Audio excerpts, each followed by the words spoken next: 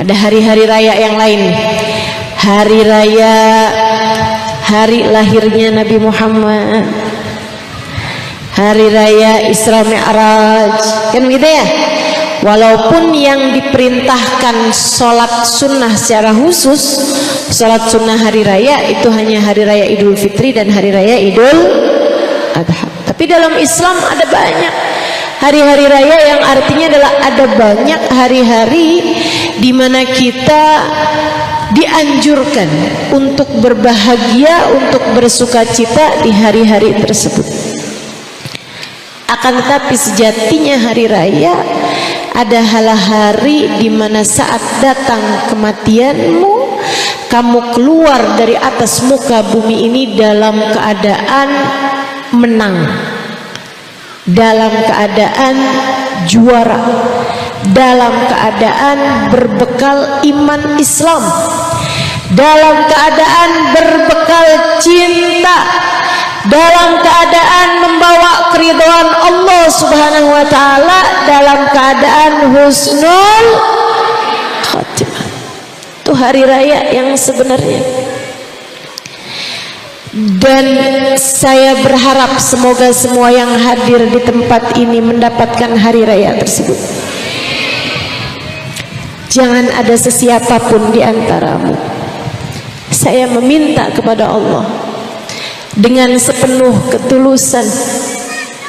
Saya meminta kepada Allah Subhanahu wa taala, ya Allah, semua yang hadir di majelis ini, ya Allah, saat datang kematiannya, matikan semuanya dalam keadaan beriman, dalam keadaan membawa Islam, dalam keadaan membawa cinta kepadamu, dalam keadaan membawa cinta kepada Nabi Muhammad, dalam keadaan husnul khatimah. Amin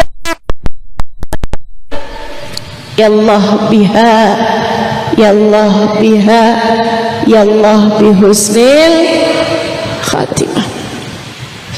Sehingga sekalian yang saya muliakan, hal yang paling penting buat kita minta sama Allah, hal yang jangan sampai kamu lewatkan dalam hidupmu untuk berdoa,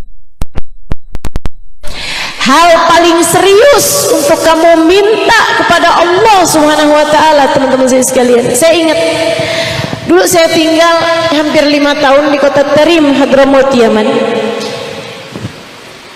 Orang-orang di sana tuh saling berpesan dengan doa, istaunat bidoa gitu, istaunash bidoa. Kalau ketemu sama orang, salaman, ucap salam, kemudian mereka bilang, doain saya ya, usik bidoa. Saya pesan sama kamu, saya minta kamu doain saya. Saya seringkali penasaran karena memang pengen banyak belajar. Jadi saya sering tanya sama mereka, kalau keadaannya memungkinkan, kalau ada orang pesen sama saya istaunat bidoa gitu, saya akan tanya, apa yang harus saya doakan untukmu? Apa yang harus saya doakan untukmu? Baik, teman-teman sekalian, saya tanyakan kepada sebagian orang yang meminta atau berpesan kepada saya untuk mendoakan dia. Saya bilang, saya mesti doain apa buat kamu? Dan hampir semuanya ketika saya bertanya seperti itu, mereka bilang, doakan saya biar matinya husnul khotimah. Hal yang sangat berbeda dengan yang saya dapati ketika saya di Indonesia. Kalau ada orang gitu kan, Ustazah doain ya. Doa apa nih? Doain biar sehat, doain biar rezekinya lancar, atau doain biar anak saya keterima di sekolah favorit yang dia mau. Doakan biar suami saya gak kawin lagi.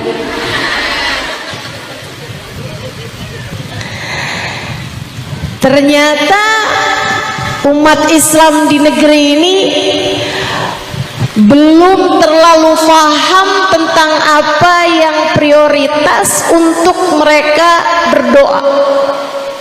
Buat doa, buat minta sama Allah masih harus perlu banyak belajar, teman-teman.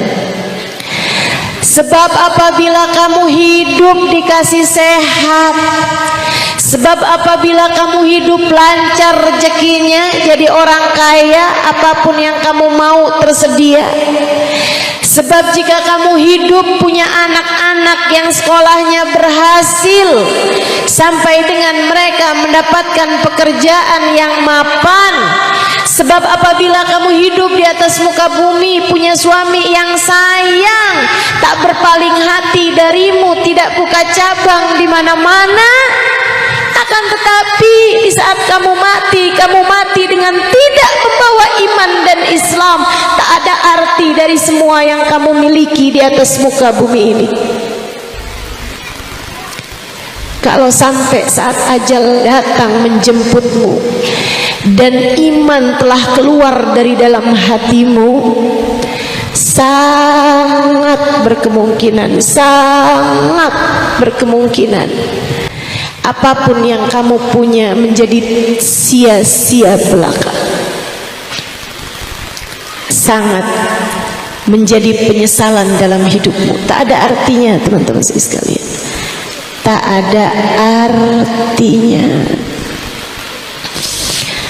Maka yuk muslimah, mukminah, saudariku sekalian, pikirkan untuk saat dimana Israel datang menjemputmu. Setiap kali keinginan-keinginan dunia begitu bergemuruh dalam hatimu, setiap kali hatimu merasa begitu cemburu, setiap kali hatimu merasa dirundung kesedihan yang luar biasa, setiap kali hatimu berambisi terhadap keinginan-keinginan duniawi, ingat-ingatlah, dunia ini esok atau lusa akan segera engkau tinggalkan. Ingat-ingatlah, dunia ini sementara, teman-teman sekalian. Senengnya sementara, susahnya sementara, bahagianya sementara, dukanya sementara, bangganya sementara, kecewanya sementara, cemburunya sementara, luka hatimu sementara. Semua yang ada di atas muka bumi ini sifatnya sementara. Sementara. Kalau ada orang cinta sama kamu, cintanya juga sementara. Kalau ada orang benci sama kamu, bencinya juga sementara. Kalau kamu senang habis punya rumah baru, senangnya juga sementara. Yang baru akan menjadi lama. Yang baru akan menjadi lama. Yang muda akan menjadi tua. Maka terhadap urusan dunia tidak usah berlebih-lebihan. Seringkali saya sampaikan, terhadap apapun yang tidak kamu bawa mati, jangan bela mati-matian. Terhadap apapun yang tidak kamu bawa mati, jangan bela mati-matian. Sampai segala cara kamu halalkan, jangan bu.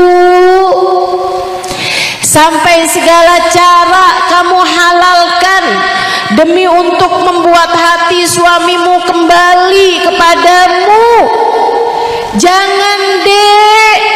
Sampai segala cara kamu halalkan untuk bisa mendapatkan cinta dari seorang laki-laki. Mohon maaf, sampai harga diri kamu gadaikan, sampai keperawanan kamu berikan. Jangan dek.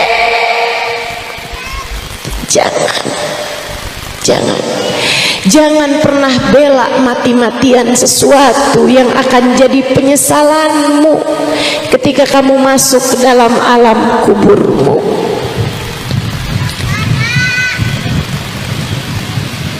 Mari belajar untuk menjadi hamba Allah yang soleha. Tiap kali diri dipengaruhi oleh perasaan-perasaan emosional, entah itu ambisi terhadap dunia, kepengen punya ini, kepengen punya itu, ingetin, wahai diri, kita bakal mati. Tiap kali perasaan hati dipenuhi dengan emosional cemburu kepada suamimu misalnya, ingetin diri, wahai hati, kita bakal mati. Ketika hati merasa putus asa atas hajat yang tidak diijabah Allah Ta'ala, ingetin, wahai diri, kita bakal mati. Terhadap berbagai macam urusan di atas muka bumi ini, ingetin terus hatimu bahwasanya satu hari nanti kita akan berjumpa Allah Subhanahu wa taala. Masalahnya bukan kapan, masalahnya bukan di mana, enggak seberapa penting waktunya, enggak seberapa penting tempatnya.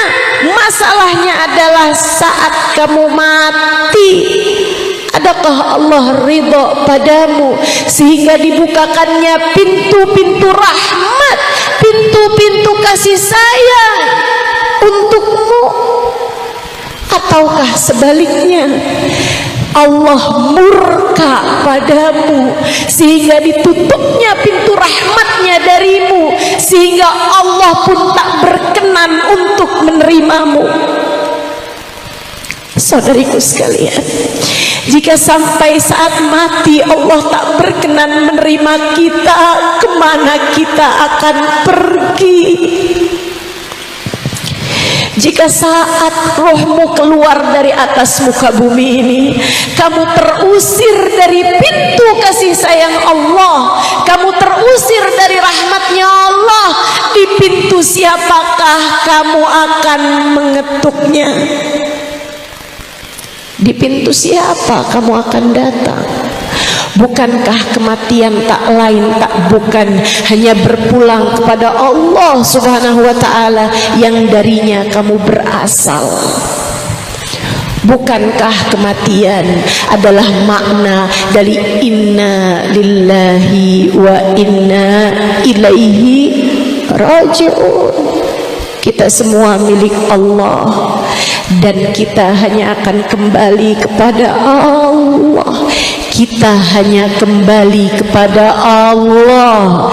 Kita hanya berpulang kepada Allah. Saat kamu mati, kamu pulang kepada Allah. Saat kamu mati, kamu kembali kepada Allah. Kalau kamu diusir dari pintunya Allah, kemana kamu akan pergi?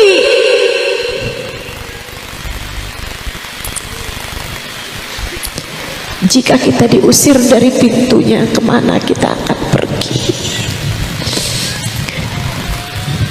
Ibu-ibu, kakak-kakak, adik-adik, anak-anakku sayang,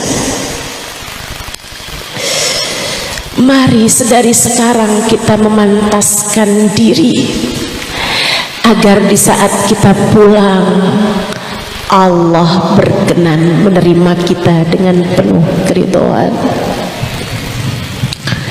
Mari di sisa hidup kita yang entah apakah tersisa setahun, 2 tahun, 10, 20 tahun, atau bahkan sebulan, 2 bulan, kita nggak tahu berapa sisanya. Mari membuat diri layak untuk menjadi seseorang yang Allah Subhanahu wa ta'ala mencintai kita dan berkenan menyambut kita dengan penuh kasih sayang. Sebab saat kematian akan menjadi salah satu dari 2 hari bagimu.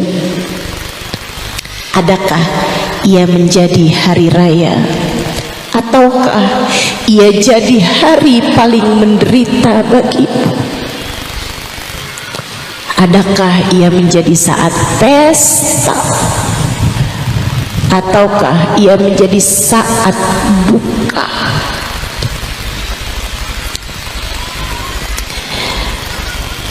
Kalau sampai kamu mati su'ul khatimah, mau minta tolong sama siapa? Kalau sampai iman tercerabut dari dalam hatimu di saat-saat kematianmu, kamu mau berharap dari siapa? Kalau sampai Allah meninggalkanmu di saat kematianmu, siapa lagi yang bisa kamu harap? Saudariku sekalian, tak ada sesiapa, tak ada sesiapa. Karenanya dalam sisa hidupmu jangan pernah tinggalkan Allah. Jangan mau meninggalkan Allah di sisa hidupmu, agar kamu tidak pernah ditinggalkan Allah dimanapun dan kapanpun kamu berada.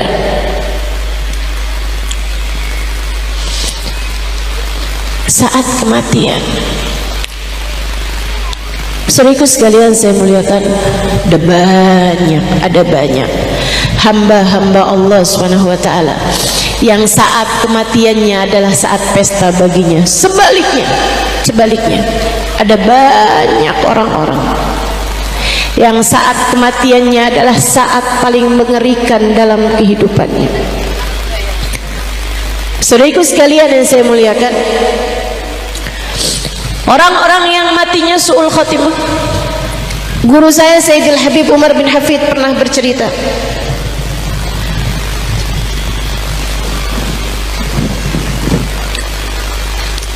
kata beliau, ada seseorang tinggal di Madinah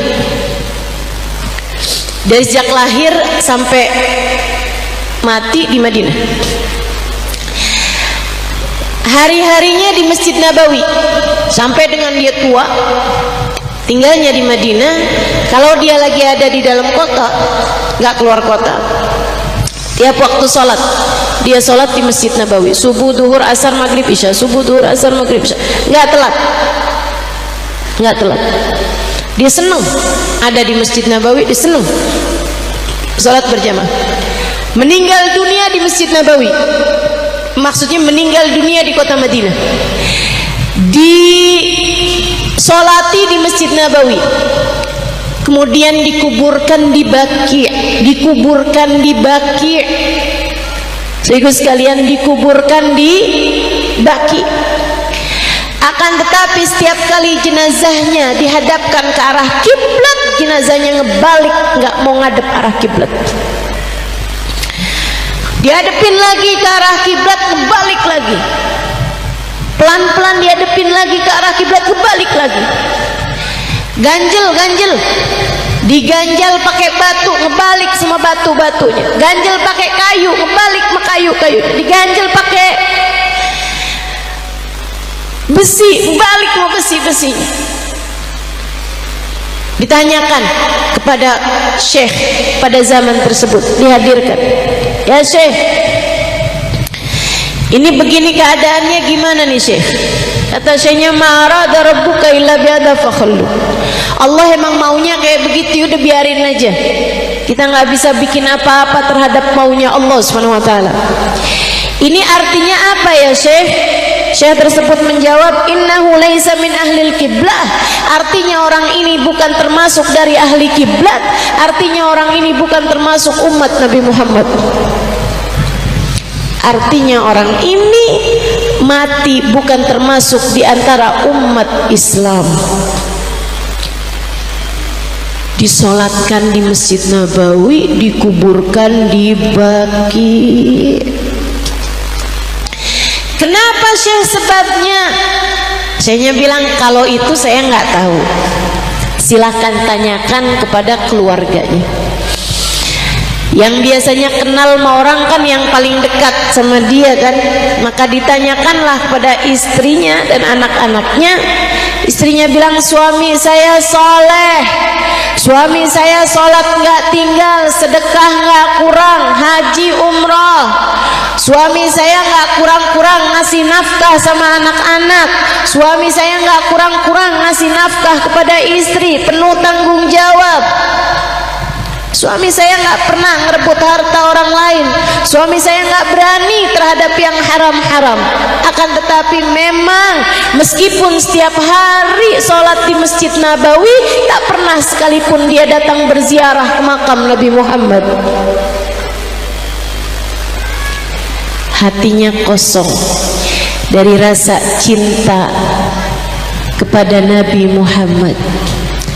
Dia lupa, dia tak sadar bahwasanya Masjid Nabawi tidak akan menjadi Masjid Nabawi kalau tidak karena Nabi.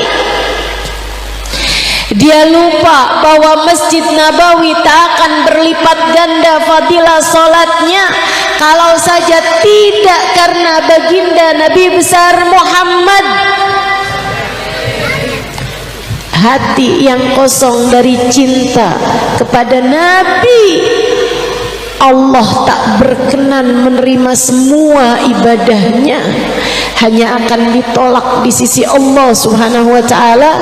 Na'udzubillah min dzalik. Hati-hati sama rasa hati, teman-teman. Terutama hati-hati sama kebencian terhadap orang soleh. Saya mau cerita, Bang dari tadi juga ada cerita ya.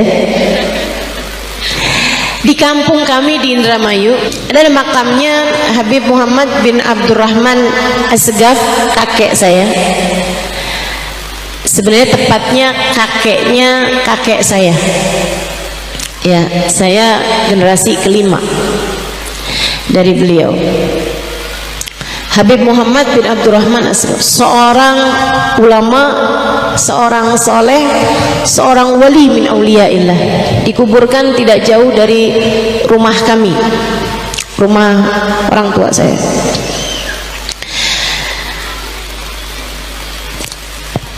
Makam beliau di masa saya kecil itu belum ada bangunannya, baru masih, seingat saya baru dipagerin aja. Yang ternyata yang magerin juga abah saya, karena kalau ada kucing lewat di atas kuburnya, kucingnya mati. Kalau ada ayam lewat di atas kuburnya, ayamnya mati besoknya. Akhirnya biar nyelamatin binatang-binatang nih, biar nggak pada mati gitu, sama abah dikasih pagar, kasih pagar, cuman pagar gitu aja, biar binatang nggak lompatin atau nggak lewat di atas kuburnya. Satu waktu masjid depan rumah, di masjid depan makam mau dilebarin. Dan kalau dilebarkan itu, kalau melebarnya ke kanan itu jadi bentuknya nggak bagus gitu. Akhirnya mereka pamitan kepada abah saya dan kepada paman saya, abangnya Umi saya, untuk dilebarkan ke depan, yang artinya dengan menggeser atau memindahkan makam. Jadi makam walinya mau dipindahin gitu. Makamnya Habib Muhammad bin Abdurrahman As-Segaf. Mereka pun rapat memanggil abah saya dan paman saya. Mereka bilang, kita izin nih makamnya ini mau dipindahkan ke pemakaman para habaib, karena di situ makamnya tuh sendirian juga gitu. Jadi mereka bilang mau kita pindahin aja lah makamnya dan makam di sekelilingnya, yang memang ada juga makam beberapa orang yang lain gitu. Tapi yang maksudnya makam yang didatengin, makam yang dianggap sebagai wali itu adalah makam beliau. Abah saya sebagaimana paman saya menjawab dengan jawaban yang sama, kami nggak berani. Urusan mawali ini bukan urusan kita, teman-teman.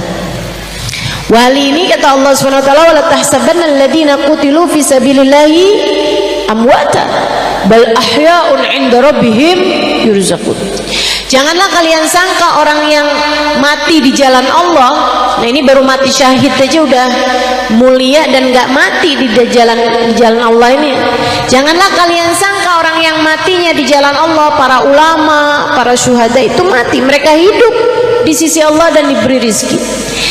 Jadi abah dan paman saya bilang, kita nggak berani, kami nggak berani, kami akan istikharah dulu, biarkan yang di dalam makam memberikan jawaban mau apa enggak dipindahin.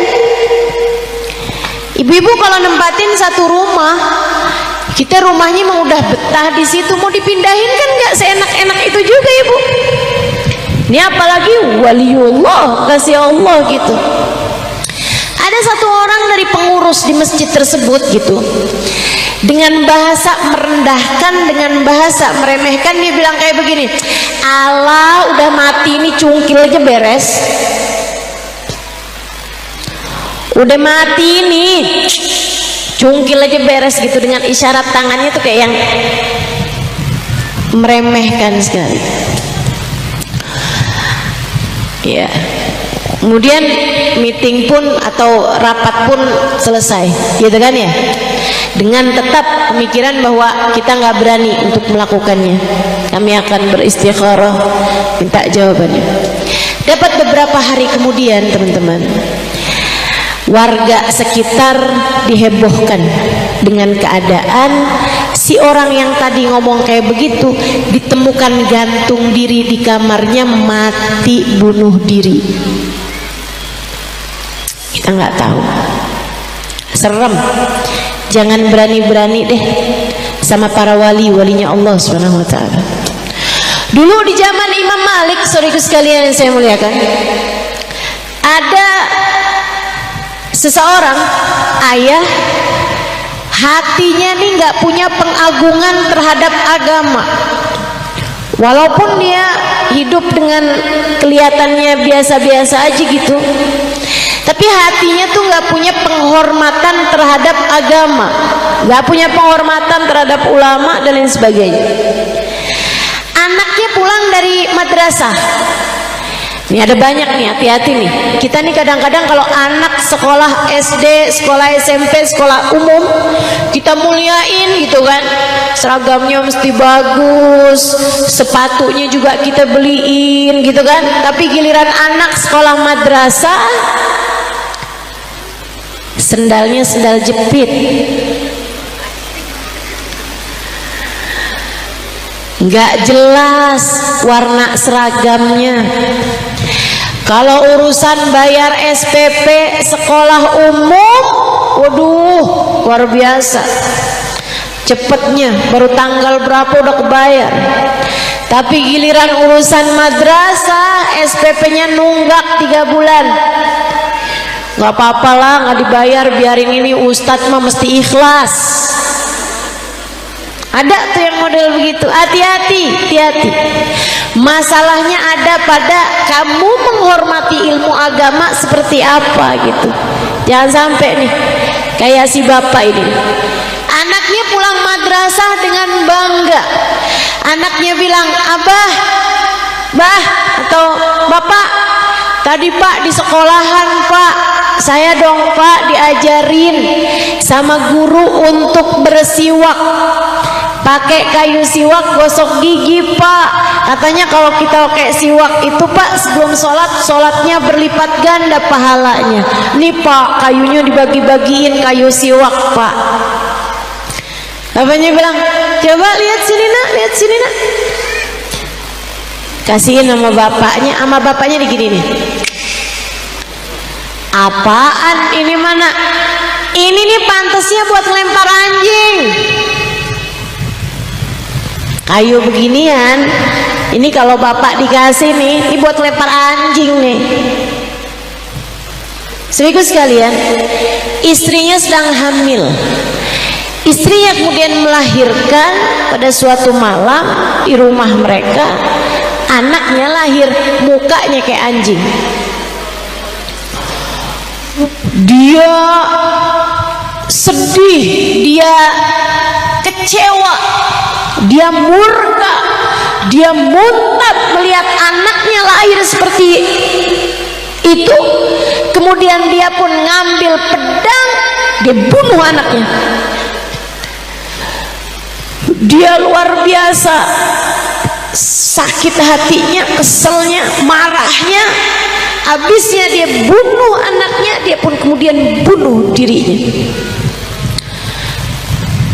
Guru kami Sayyidil Habib Umar yang menceritakan kisah ini mengatakan, ini disebabkan karena hatinya kosong dari rasa cinta kepada Allah, rasa cinta kepada ajaran Allah, meremehkan sunnah-sunnah Rasulullah, meremehkan syiar agama Allah Subhanahu wa ta'ala apapun bentuknya. Maka hati-hati terhadap hatimu.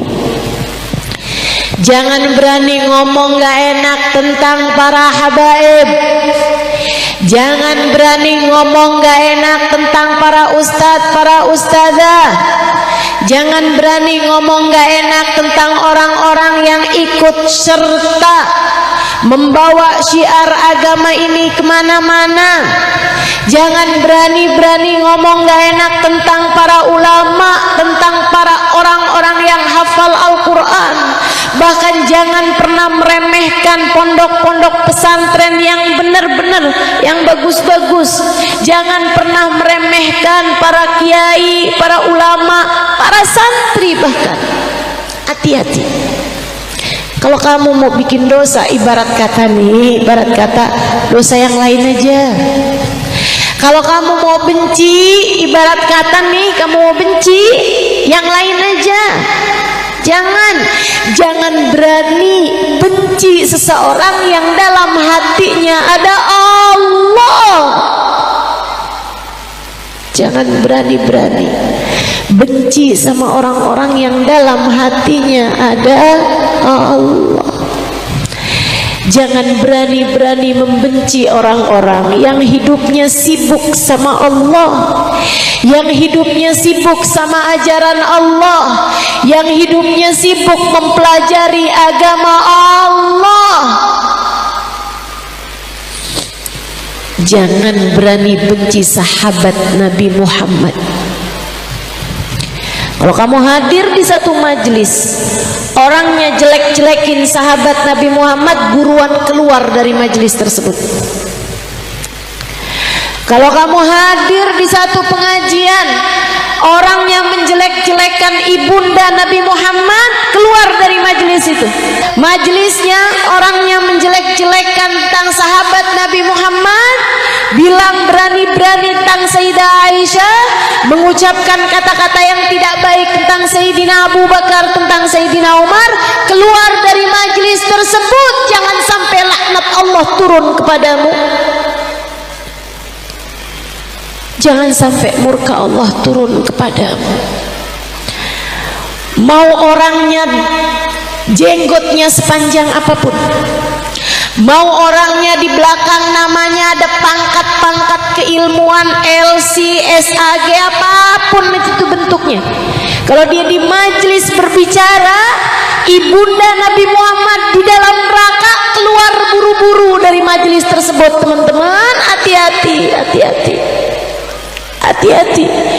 Innaha aminatul aminah. Ibunda Nabi Muhammad adalah Aminah yang dipilih Allah Subhanahu wa ta'ala, rahimnya menjadi tempat tinggal manusia paling agung, baginda Nabi besar Muhammad 9 bulan dalam kandungannya.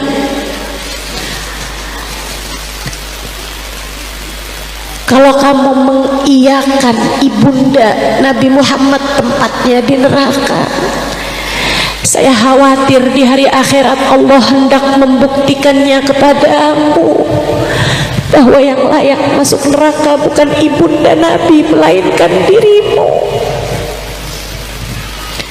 Berhati-hatilah, hati-hati. Jangan sampai iman tergadaikan, iman terkeluar dari hatimu karena ketidakmampuanmu untuk menjaga adab kepada hamba-hamba Allah yang soleh-solehah. Semoga Allah tetapkan iman Islam di hati kita. saat kematian bisa jadi saat paling menyeramkan, teman-teman sekalian. Hati-hati, hati-hati. Termasuk dosa-dosa kita. Taubatilah dosa, meski semenyenangkan apapun. Jangan sampai dosa membuatmu mati su'ul khatimah, falna'udzubillah. Ada dulu di zamannya, di zaman dulu ini ya, ini cerita juga pernah diceritakan Sayyidil Habib Umar bin Habib. Ada seorang pemuda, ada seorang pemudi perempuan, ya. Ada seorang perempuan lewat di sebuah jalanan. Zaman itu di kampung Arab nih ceritanya. Zaman itu belum banyak orang punya kamar mandi. Dia si perempuan ini saat lewat dalam keadaan kebelet. Saya nggak paham, kebelet pipis apa kebelet buang air besar gitu ya. Yang pasti dia lewat dalam keadaan seperti itu.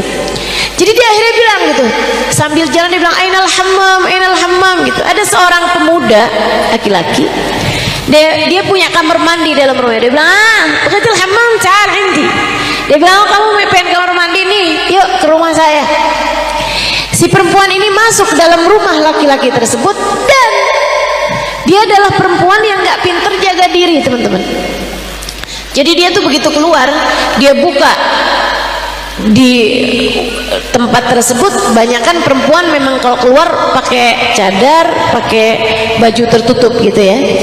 Dia begitu keluar dibuka cadarnya, begitu masuk dalam rumah masih di hadapan laki-laki ini dibuka cadarnya, dia buka baju luarnya, abayanya. Dia buka gitu sebagian besar dari auratnya, sehingga yang kelihatan tuh kayak cuman baju atas sama apa namanya, kayak semacam rok pendek gitu. Dia pun masuk kamar mandi. Laki-laki ini bengong ngeliat kulit mulusnya putih cantik, rambutnya terurai gitu ya. Laki-laki ini pun terfitnah.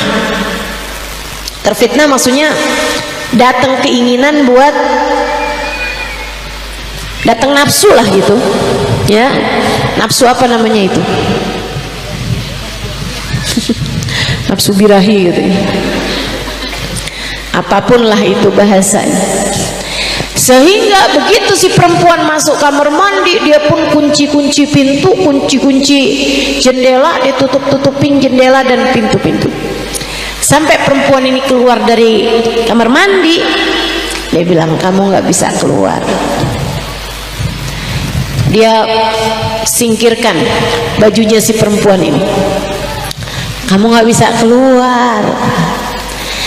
Kayak mohon maaf ya, mau diperkosa nih sama laki-laki ini. Si perempuan rupanya adalah perempuan yang perempuan bandel, perempuan nakal, perempuan genit. Tak apalah bahasamu itu. Akhirnya perempuannya bilang kayak begini, oh kamu mau kita senang-senang nih, boleh aja, siapa takut, kamu ganteng juga kok dek. Dia bilang, saya juga mau sama kamu. Siapa bilang saya nggak mau sama kamu? Saya juga mau sama kamu. Dideketin, pegang-pegang. Laki-laki ini beling satan, nggak karu-karuan. Perempuan ini terus bilang gitu, cuman masalahnya saya lapar. Boleh nggak kamu keluar dulu, beliin saya gado-gado di ujung jalan? Ya bukan gado-gado amat sih ya, pokoknya beli makanan lah gitu. Nah, jadi mikir, ada orang tukang jual gado-gado ya diharap. Akhirnya dia bilang, oh gitu, baiklah kalau gitu. Iya enak juga ya. Laki-laki ini keluar, teman-teman saya sekalian, ya perempuannya dipakai bajunya kemudian kabur.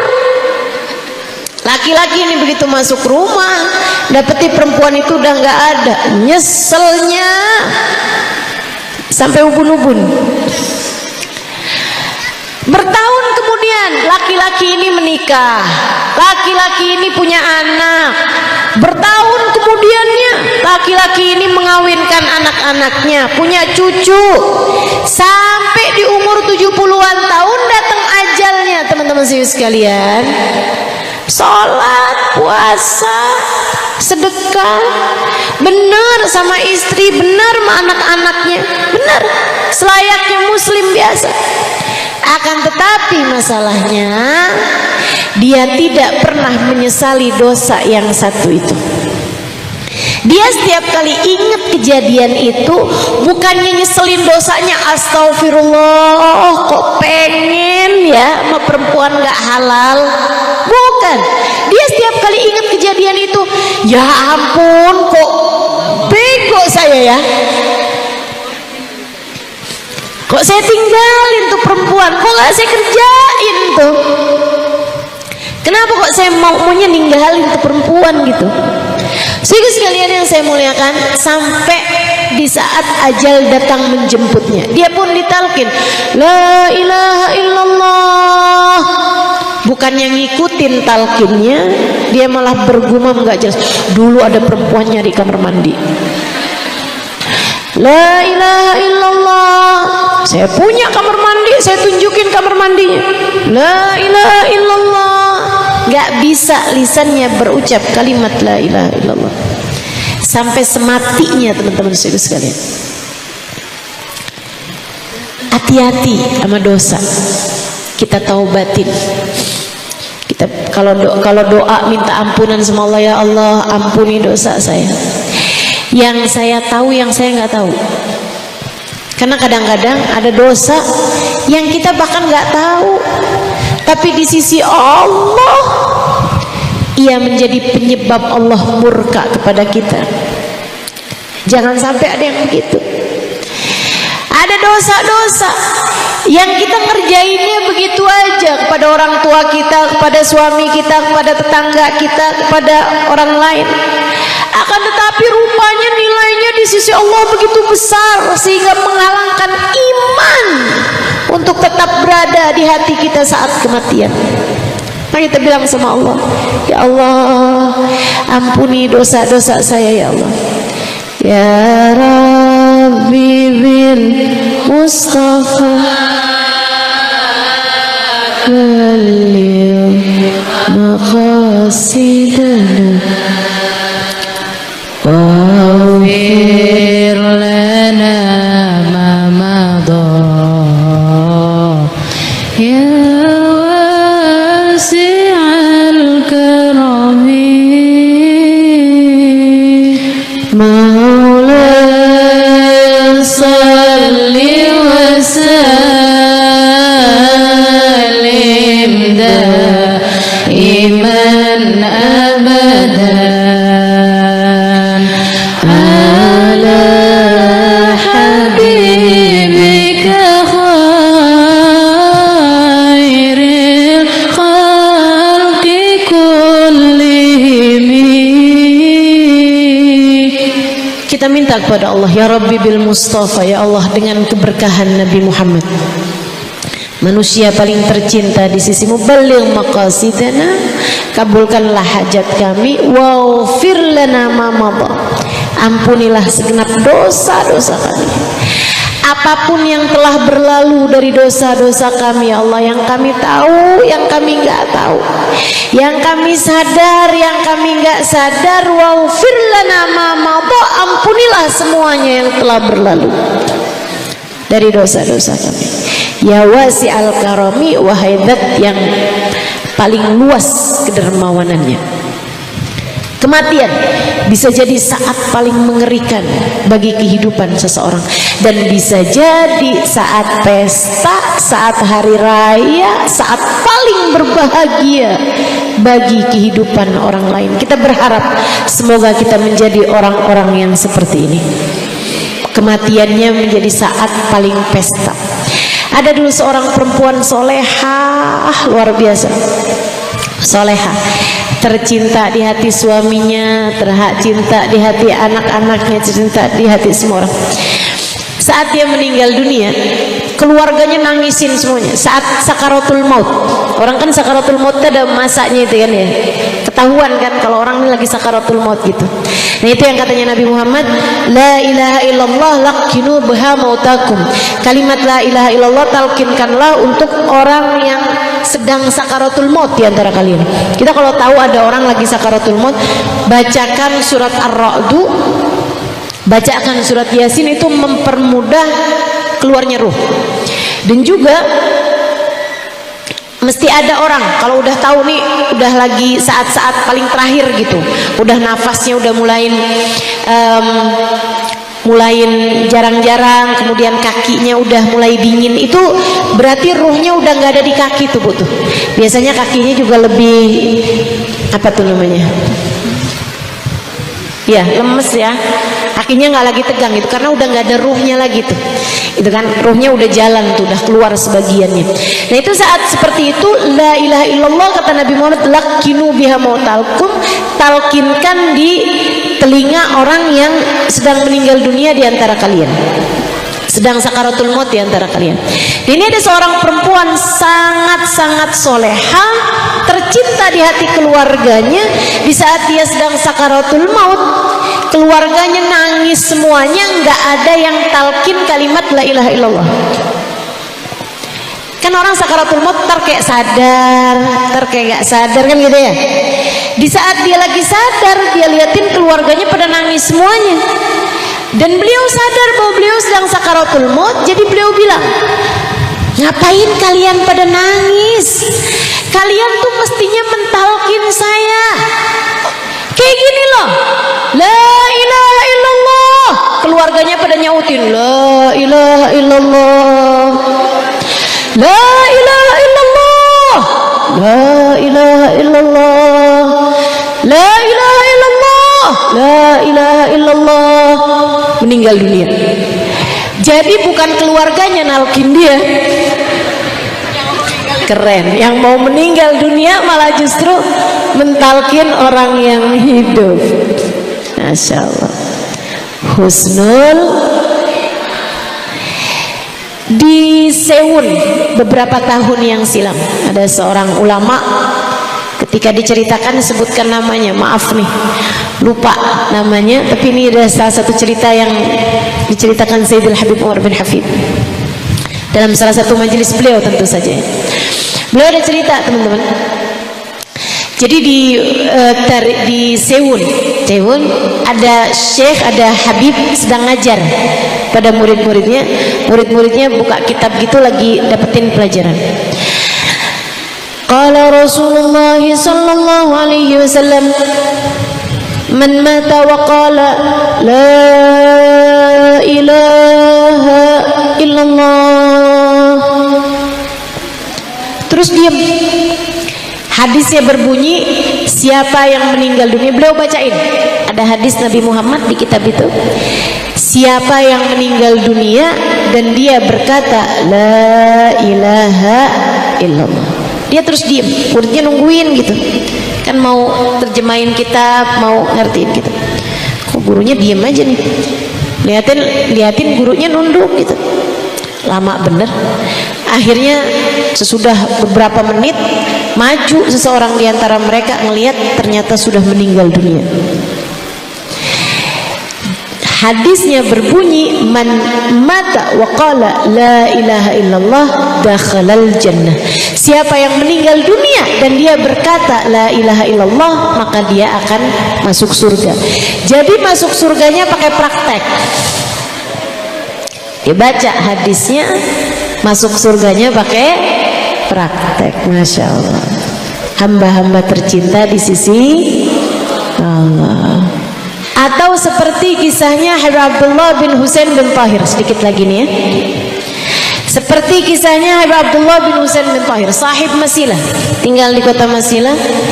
Saya semasa tinggal di kota Tarim dulu sering berziarah ke makamnya Habib Abdullah bin Husain bin Tahir, dan juga datang ke rumah beliau teman-teman. Rumah beliau tuh banyak tangganya. Ternyata kayak yang nggak semestinya pakai tangga juga dikasih tangga gitu. Ternyata beliau menghatamkan Quran di tiap tangganya. Dan subhanallah tangganya jadi banyak karena semua tangga udah dihatamin Quran, jadi tinggal begitu beliau hatam Quran lagi bikin tangga lagi. Banyak tangga-tangganya. Sahib masih. Beliau ahli zikir, beliau ahli ibadah.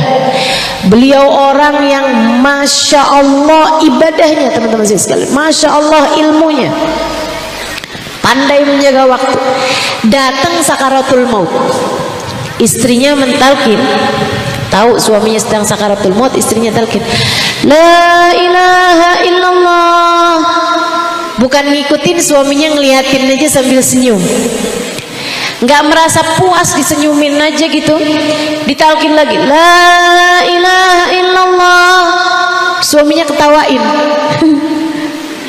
Nggak puas diketawain, ditalkin lagi, la ilaha illallah.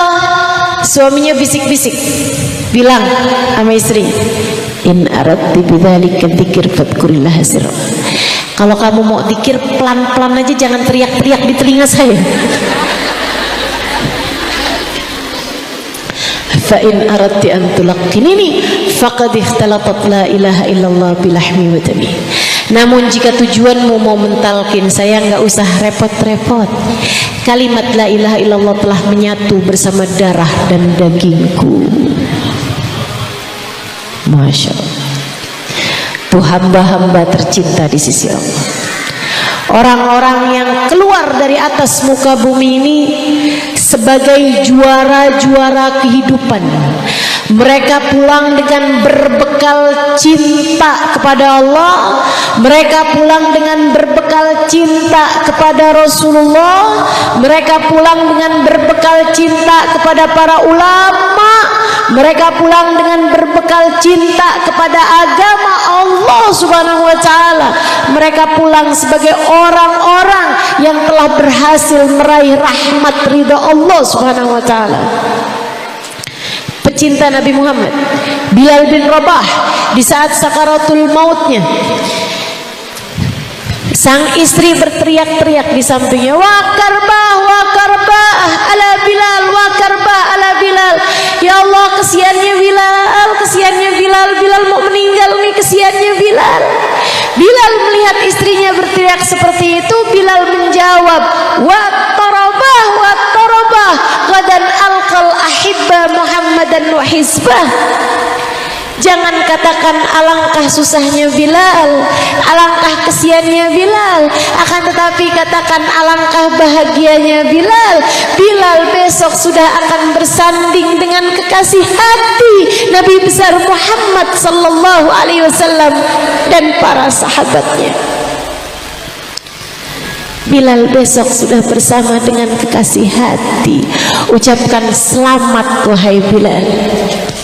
Masya Allah. Bagaimana kematianmu teman-teman? Bagaimana kematianmu? Adakah kamu menyambutnya dengan penuh sukacita karena Allah telah membukakan pintu rahmatnya lebar-lebar? Ataukah kamu menghadapinya dengan setengah mati ketakutan karena Allah telah menutup rapat-rapat pintu rahmatnya darimu? Kabarnya orang di saat mulai sakaratul maut, di saat nyawanya sampai di tenggorokan, dibukakan pintu langit sehingga dia tahu tempat kembalinya, adakah ke surga ataukah ke neraka. Maka saat seperti itu, kalau dia adalah orang yang dimurka oleh Allah, dia lihat tempat kembalinya adalah neraka, dia pun setengah mati ketakutan, gak mau mati meskipun sebelumnya dia pengen mati sekalipun. Akan tetapi sudah terlambat, dia pun mati dengan setengah mati ketakutannya, ketakutan setengah mati. Sebaliknya, orang mukmin walaupun dia sebelumnya takut sama mati, begitu datang sakaratul maut, dilihat tempat kembalinya adalah surga, maka dia pun meninggal dunia dengan penuh kebahagiaan. Gak sabar, alhamdulillah ya Allah, enak banget tuh tempatnya kayaknya, Iya deh, nggak apa-apa deh, alhamdulillah, alhamdulillah. Dia pun menyunggingkan senyum untuk terakhir kalinya dan keluar dari atas muka bumi ini dengan penuh rasa bahagia.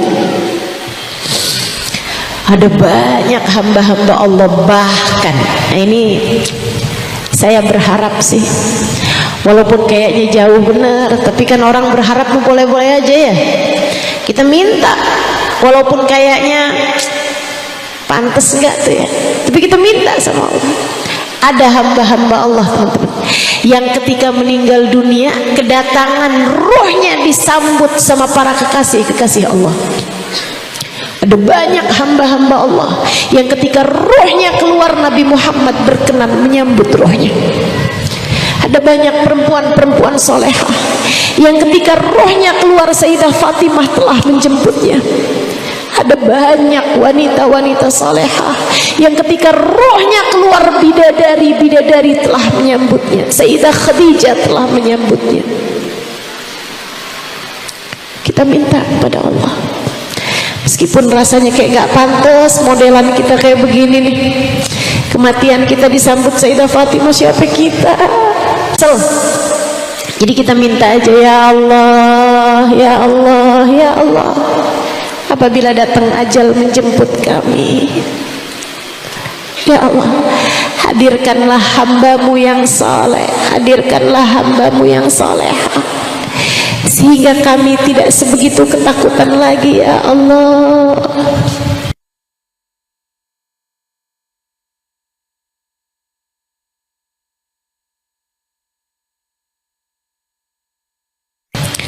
Hadirkan Sayyidah Fatimah, hadirkan Nabi Muhammad, hadirkan Nabi Muhammad, ya Allah. Gimana caranya menuju kematian yang indah? Gimana caranya biar kematian kita adalah jadi hari raya paling menyenangkan dalam hidup kita? Satu, taubatin semua dosa. Sebab seperti yang tadi saya sampaikan, dosa tuh bisa jadi penghalang kita mati husnul khotimah. Kemudian yang keduanya, kerjakanlah kebaikan-kebaikan secara istiqomah, terus saja. Sebab kama ta'ish tamut, sebagaimana kamu hidup seperti itu pula lah kamu akan mati. Kalau kamu hidup dengan ilmu, kamu hidup dengan menuntut ilmu, kamu senang mendengarkan kajian-kajian, sangat mungkin kamu meninggal dunia juga dalam keadaan menuntut ilmu. Dan orang kalau meninggal dunia dalam keadaan menuntut ilmu, laisa baini wa bainahu illa darajatun nubuwah. Kata Nabi, orang meninggal dunia dalam keadaan menuntut ilmu, dia akan berkumpul denganku, hanya saja aku Nabi, dia bukan. Dia akan dikumpulkan bersama denganku, meskipun aku seorang nabi dan dia bukan nabi. Masya Allah, derajat tinggi buat orang yang meninggal dunia dalam keadaan menuntut ilmu. Tetapi kebaikan, teruslah berbuat kebaikan, istiqomahlah, kontinulah berbuat kebaikan-kebaikan. Tertatih-tatih nggak apa-apa, tapi jangan ditinggalkan teman-teman. Tahajud biar kata dikit-dikit dikerjain, walaupun cuma berapa rakaat dikerjain. Quran walaupun cuma berapa ayat dibaca. Zikir walaupun sedikit nggak apa-apa, tapi yang penting terus istiqomah dibaca gitu. Insya Allah matinya husnul khatimah. Yang ketiga, doalah terus, minta sama Allah.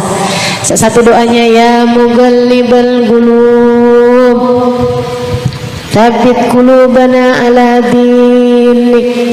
Qalbi apa qulubana ustazah? Boleh dua-duanya. Kalau kamu doa ya muqallibal qulub tsabbit qalbi ala dinik, kamu doain diri kamu sendiri. Kalau kamu berdoa ya muqallibal qulub tsabbit qulubana ala dinik, wahai zat yang membolak-balikan hati, tetapkan hati kami berada dalam keimanan kepadamu. Kamu bisa meniatkan mendoakan orang tuamu, mendoakan anak-anakmu, mendoakan suamimu, mendoakan saudara-saudarimu, mendoakan orang-orang yang kamu cintai agar dimatikan juga dalam husnul khatimah. Doa yang lain diajarkan Allah pula, Rabbana hablana, Rabbana la tuzigh qulubana ba'da id hadaitana wa hab lana min ladunka rahmatan innaka antal wahhab. Ya Allah, jangan pernah Engkau cabut hidayah iman yang telah Kau karuniakan dalam hati kami. Ya Allah, karuniakanlah kepada kami rahmat-Mu, sungguhnya Engkau adalah zat yang maha memberi. Doa yang lain ya Allah biha, ya Allah biha, ya Allah bihusnil khatimah, ya Allah biha, ya Allah biha, ya Allah bihusnil khatimah. Itu teruslah baca doa tersebut. Itu juga merupakan doa untuk membuat kita insya Allah mudah-mudahan dimatikan dalam husnul khatimah. Yang terakhir, kalau kamu kepengen agar dimatikan dalam keadaan husnul khatimah yang paling indah, yang paling bagus, jadi hari raya buat kita, cintailah hamba-hamba Allah yang saleh. Cintai orang-orang baik-baik, cintai para kekasih Allah yang terutamanya adalah bagindamu Nabi besar Muhammad. Cintai Nabi, cintai sahabat Nabi, cintai keluarga Nabi, cintai Sayyidah Fatimah, cintai Sayyidah Khadijah, cintai Sayyidah Aisyah, cintai para ulama-ulama sepanjang zaman, cintai para ulama-ulama yang ada di masa sekarang, cintai. Senang-senanglah berziarah ke makam para ulama, senang-senanglah menghadiri acara yang mengingatkan kita kepada para ulama, seperti acara haul misalnya, gitu ya. Haulnya para ulama-ulama dihadiri, teman-teman sekalian, dicintai para ulama-ulama. Hal yang semacam ini sangat mungkin untuk menjadikan kita mendapatkan syafaat, mendapatkan syafaat dari Nabi Muhammad, mendapatkan keberkahan dari para ulama-ulama, sehingga insya Allah almar'u ma'aman ahab, seseorang akan dikumpulkan dengan yang dia cintai, sehingga dengan kecintaan kita kepada orang-orang saleh, kita di akhirat nanti akan berkumpul dengan mereka, dan ketika meninggal dunia kita meninggal dalam keadaan husnul khatimah. Ala hadhihi niyah, dah tahu caranya, udah dapat cerita-ceritanya, pantaskan hati, mantapkan hati, minta saat ini untuk agar apabila datang ajal menjemput kita, kita dimatikan dalam husnul khatimah. Yang masih punya air silahkan buka airnya masing-masing. Kita mau serius doa. Yang udah nggak punya air, ya nggak usah ngambil air tetangganya ya. Kita meminta sama Allah, itu nanti airnya boleh minumkan ke anak-anaknya, biar dapat semua keberkahannya. Karena kita mau doa sesuatu yang penting. Kita mau minta sama Allah biar semua dari kita mati dalam husnul khatimah. Karena saat kematian kita jadi saat paling menyenangkan dalam hidup kita. Ala hadhihi niyah wa bi kulli niyatin salihah. Bi niyati anna Allah yarzuquna husnal khatimah 'indal maut. Bi jahin Nabi sallallahu alaihi wasallam. وبجاه الأولياء والصديقين والشهداء والصالحين لحضرة النبي محمد صلى الله عليه وسلم. الفاتحة. baca bareng-bareng. أعوذ بالله من الشيطان الرجيم. بسم الله الرحمن الرحيم. الحمد لله رب العالمين الرحمن الرحيم مالك يوم الدين إياك نعبد وإياك نستعين اهدنا الصراط المستقيم غير المغضوب عليهم ولا الضالين. اللهم بحق الفاتحة برمة الفاتحة بركة الفاتحة تفتح لنا أبواب الخير، تعاملنا معاملة أهل الخير، تكفينا من جميع الفتن والمهن بؤس وضير، إنك ولي كل خير متفضل بكل خير برحمتك يا أرحم الراحمين. Dengan keberkahan suratul Fatihah, dengan keberkahan majlis maulid ini ya Allah, dengan keberkahan manusia yang kami sebut-sebut namanya dalam setiap salawat dan salam kami, baginda kami Nabi besar Muhammad sallallahu alaihi wasallam, dengan keberkahan para ulama, dengan keberkahan para salihin, dengan keberkahan orang-orang yang telah kami ceritakan kisahnya di majlis ini, Habib Muhammad bin Abdurrahman Asgaf, Al-Habib Abdullah bin Husain bin Tahir, serta para perempuan-perempuan yang lain, Sayyidina Bilal bin Rabah, serta hamba-hambamu ya Allah yang meninggal dunia dengan berbekal iman, dengan berbekal Islam, dengan berbekal cinta, dengan kematian-kematian yang begitu indahnya. Kami mohon kepadamu ya Allah, karuniakanlah kepada kami kematian dalam husnul khatimah. Kami simpankan waktu sekarang ini ya Allah untuk saat kematian kami. Ya Allah, Engkaulah Zat yang maha menentukan. Engkaulah satu yang menjadi penentu kematian kami, husnul khatimah atau su'ul khatimah. Engkaulah satu ya Allah yang menentukan nasib hamba-hambamu.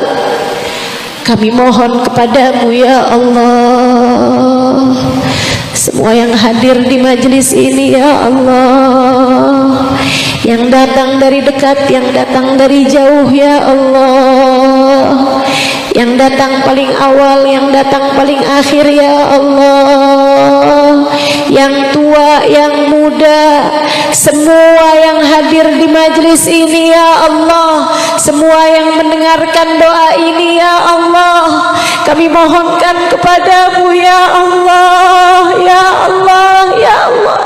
Apabila datang ajal menjemput kami, matikan kami dalam husnul khatimah. Jangan ada siapapun di antara kami yang Kau cabut imannya ya Allah. Jangan ada di antara kami orang yang matinya enggak bawa iman ya Allah.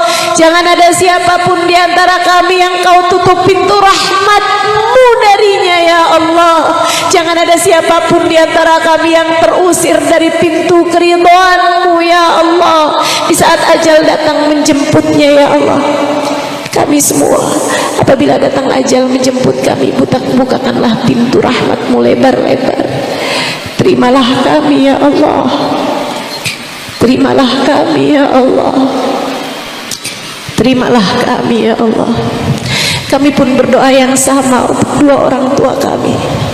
Kami pun berdoa yang sama untuk anak-anak kami. Kami pun berdoa yang sama untuk suami kami. Kami berdoa yang sama untuk saudara-saudari kami, sahabat-sahabat kami, semua orang yang telah berbuat baik pada kami. Apabila datang ajal menjemput kami, matikan kami dalam husnul khatimah. Bukakanlah pintu rahmat-Mu lebar-lebar untuk kami ya Allah. Jangan ada di antara kami yang terusir dari rahmat-Mu ya Allah. Jangan ada siapapun yang Kau tutupkan pintu rahmat-Mu dari kami ya Allah. Terimalah kami sebagai hamba-Mu ya Allah. Tetapkan iman dan Islam di dalam hati kami ya Allah. Saat ajal datang menjemput kami, jadikanlah kalimat terakhir yang keluar dari lisan kami adalah kalimat La ilaha illallah, La ilaha illallah, La ilaha illallah, Muhammadur Rasulullah sallallahu alaihi wasallam. Ya Allah, apabila ada seseorang di antara kami yang dosa menghalanginya dalam husnul khatimah, apabila ada seseorang di antara kami yang dosanya terlampau besar sehingga menghalangkannya dari husnul khatimah, apabila ada seorang di antara kami yang terlanjur Engkau murka sehingga apabila datang ajal menjemputnya ia mati dalam su'ul khatimah, kami mohon padamu ya Allah, saat ini juga ampunilah dosa-dosanya. Saat ini juga ampuni dosanya ya Allah. Meskipun ia belum menyesal karena ia tidak mengerti,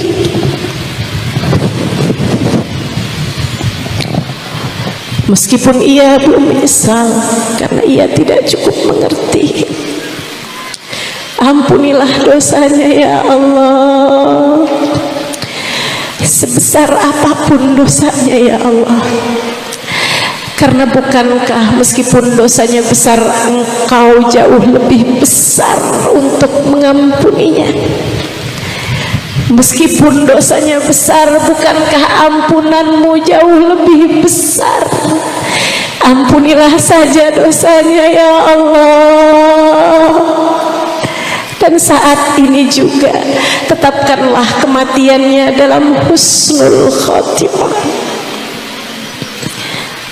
Saat ini juga ya Allah, dengan berkat Nabi Muhammad, dengan berkat hamba-hambamu yang soleh-solehah, dengan berkah Habibana Ali Al-Habsyi sahibul maulid, ampunilah dosanya ya Allah. Karuniakanlah seindah-indah kematian bagi kami semuanya ya Allah. Karuniakanlah seindah-indah kematian bagi kami semua ya Allah. Di akhirat nanti ya Allah, selamatkanlah kami ya Allah. Masukkan kami ke dalam surgamu tanpa hisab, tanpa adab. Kumpulkan kami di belakang Nabi Muhammad ya Allah. Izinkan semua yang hadir di tempat ini matanya kelak memandang wajah Nabi Muhammad di padang mahsyar nanti ya Allah. Jangan ada yang terhalang dari memandang wajah Nabi Muhammad. Jangan ada yang terhalang dari memandang wajah Sayyidah Fatimah Zahra. Jangan ada yang terhalang dari memandang wajah Sayyidah Khadijatul Kubra. Jangan ada yang terhalang dari memandang wajah Sayyidah Aisyatul Ridha. Kumpulkan kami dengan orang-orang yang saleh ya Allah. Kumpulkan kami di belakang para ulama ya Allah. Kumpulkan kami di belakang para habaib. Kumpulkan kami di belakang hamba-hamba yang tercinta di sisimu ya Allah. Ya Allah, ya Allah. Inilah hajat-hajat kami haturkan kepadamu. Semua yang hadir di tempat ini berkahilah ya Allah. Mudahkanlah yang sedang sulit di antara kami. Lapangkanlah yang sedang sempit di antara kami. Sehatkanlah yang sedang sakit di antara kami. Rabbana taqabbal minna innaka antas samiul alim. Tub alaina innaka antat tawwabur rahim. Bi fadli subhana rabbika rabbil izzati amma yasifun wa salamun alal mursalin walhamdulillahi rabbil alamin. Taqabbalallah minna wa minkum taqabbal ya karim. Mudah-mudahan bermanfaat. Kurang lebihnya mohon maaf. Billahi taufiq wal hidayah wal afu minkum. Assalamualaikum warahmatullahi wabarakatuh.